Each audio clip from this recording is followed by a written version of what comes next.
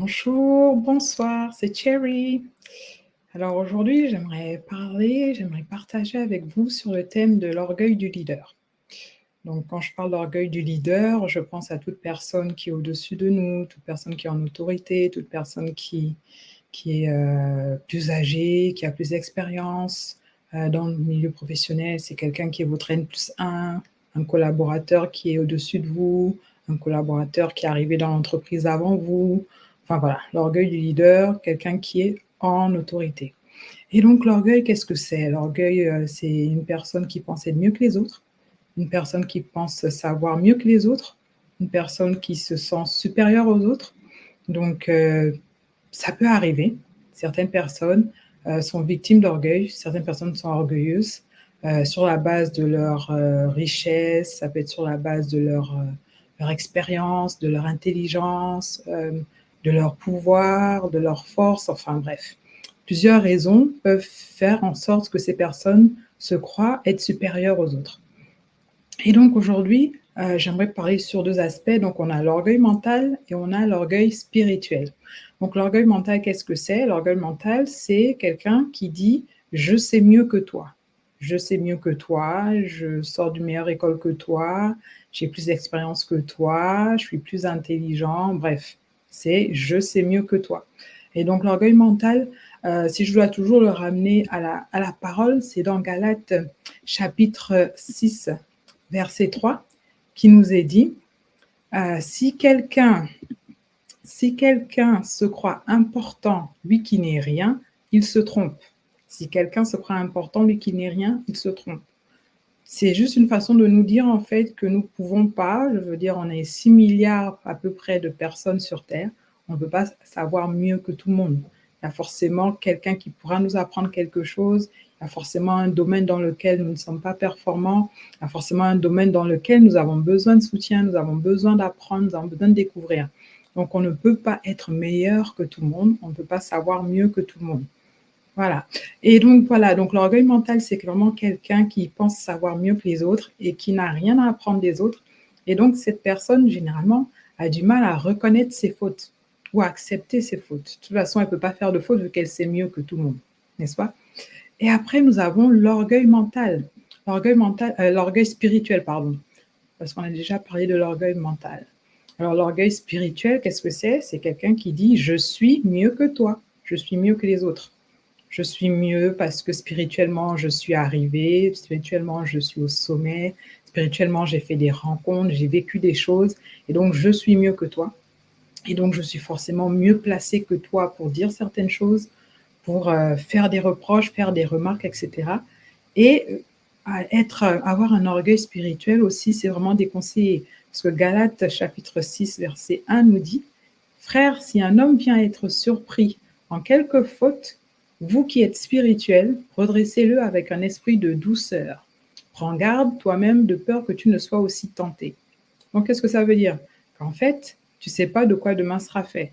Donc, aujourd'hui, tu as une remarque à faire, un reproche à faire à quelqu'un, fais-le avec douceur, sans être orgueilleux, parce que demain, ça peut être toi.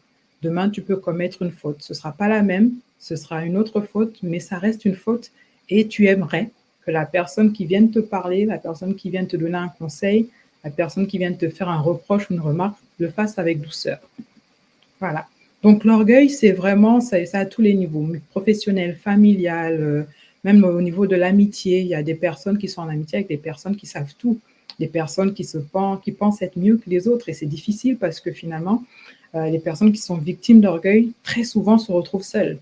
Elles ont du mal à avoir des amis, elles ont du mal à avoir des amis sur le long terme parce que les gens, finalement, c'est épuisant d'avoir quelqu'un qui ne s'excuse pas, qui pardonne jamais, quelqu'un qui ne reconnaît jamais ses torts, quelqu'un qui aime s'entendre parler, qui a du mal à laisser parler les autres.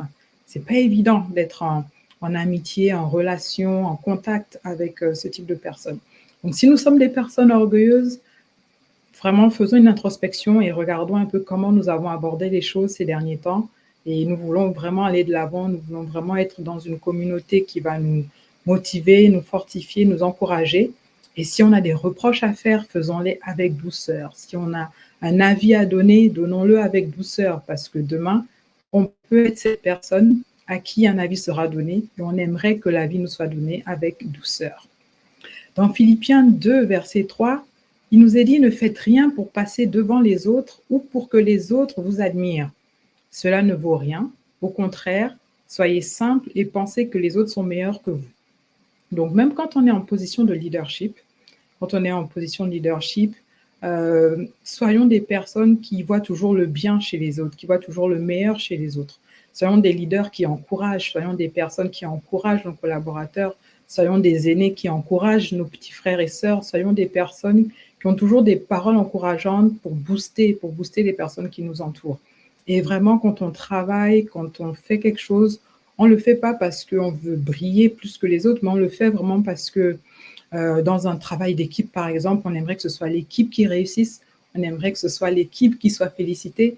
Et donc, vraiment, on le fait vraiment avec bon cœur, on reste des personnes simples, on est des personnes performantes, et nous le faisons, pas pour passer devant les autres, mais vraiment pour que nous soyons des personnes qui savent motiver une équipe, des personnes qui savent motiver les troupes, et vraiment, nous soyons un leader, donc nous montrons l'exemple aussi. Et je veux terminer avec cela. Dans Philippiens chapitre 2, verset 4, « Ne cherchez pas votre intérêt à vous, mais cherchez l'intérêt des autres. » Donc, quand on cherche l'intérêt des autres, on peut sortir de l'orgueil parce qu'on voit les autres en premier.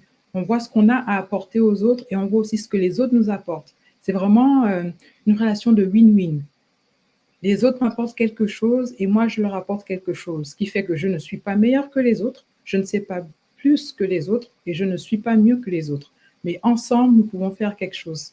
Voilà. Donc aujourd'hui, dites-moi ce que vous en pensez sur l'orgueil du leader ou l'orgueil tout simplement, l'orgueil spirituel.